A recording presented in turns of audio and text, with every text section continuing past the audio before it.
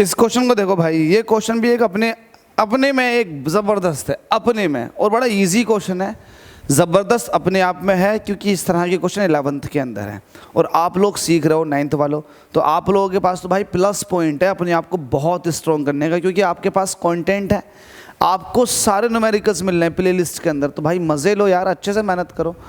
चलो इस वाले क्वेश्चन को देखते हैं, यहाँ पर लिख देता हूँ सॉल्यूशन।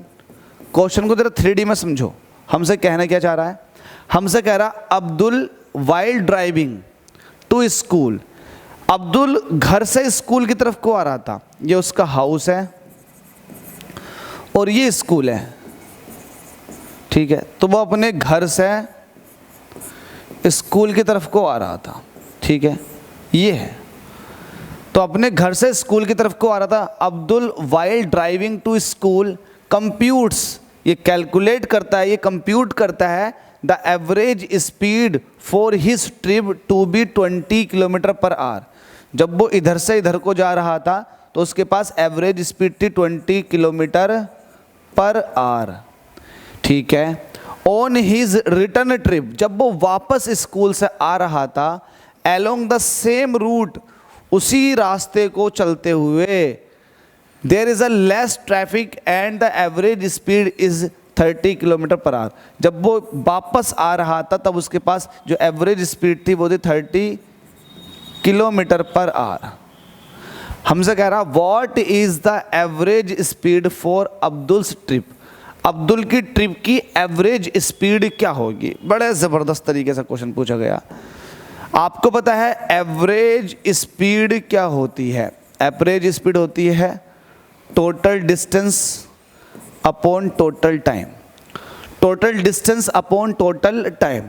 अब टोटल डिस्टेंस कितनी है, लेट अस सपोज कि अब्दुल की उसके घर से स्कूल तक की डिस्टेंस जो है वो d है, और पहली वाली ट्रिप में जो उसे टाइम लगा है वो t1 लगा है, दूसरी वाली ट्रिप में जो टाइम लगा है उसको t2 लगा है, इस तरह से।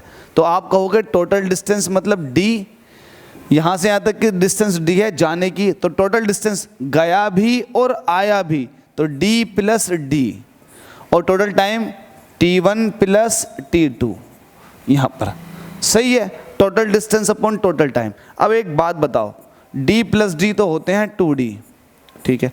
अब टाइम कैसे निकालते हो, आपको टाइम यहाँ पर दे ही ना रखा, आपको स्पीड दे रखी है, तो स्पीड का फ़ायदा उठाएंगे। आपको पता है स्पीड इज इक्वल टू होती है डिस्टेंस अपॉन टाइम, ठीक है।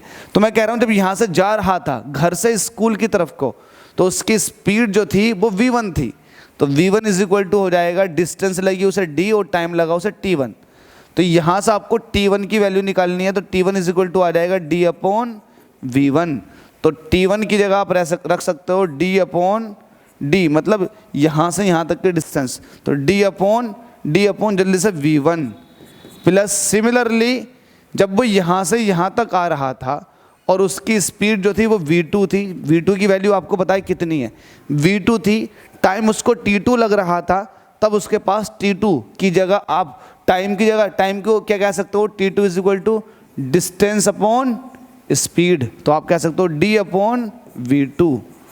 आई होप क्लियर हो गया होगा। 2d ऊपर ऐसे ही रहने दो, यहाँ से d कॉमन ले लो, जब कॉमन ले लोगे तो यहाँ जाएगा 1 upon v1 plus 1 upon v2, d से d ये कट जाएगा तो ऊपर बचा 2। अब यहाँ पर एलसीएम ले लो, v1 v2 का एलसीएम जो है मल्टीप्लाई है v1 v2, जब इन दोनों का एलसीएम इन दोनों की मल्टीप्लिकेशन है तो क्रॉस मल्टीप्लाई कर दो, तो ये हो जाएगा v1 प्लस v2, ठीक है। अपॉन का मेन अपॉन का थर्ड नंबर होता है सबसे ऊपर चला जाता, तो ये हो जाता है 2v1 v2 upon v1 plus v2।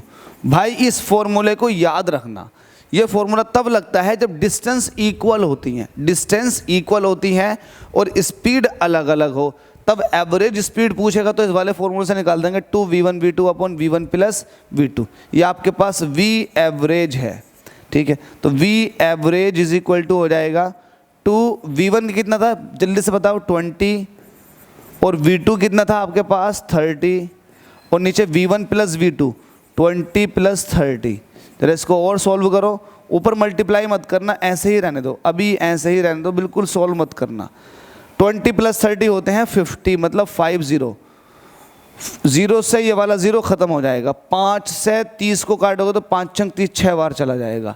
अब देखो 6 का डबल करोगे 12, 12 का डबल करोगे 24, तो आपके पास एवरेज स्पीड आ जाएगी 24 किलोमीटर पर आवर। तो यही पूछा गया था कि वी एवरेज बता दो, तो ये हो गया 24 किलोमीटर पर आवर। उम्मीद करता हूँ क्वेश्चन समझ में आ गया होगा। इतनी डिटेल तो भाई मैं 11th वालों को भी नहीं बताता जितनी आपको बतानी पड़ रही है। जल्दी से इसको कॉपी पेस्ट कर लो, समझ में नहीं आए तो 2 बार वीडियो देखो, 3 बार देखो, 1 लाख बार देखो, लेकिन समझ में आ जाना चाहिए।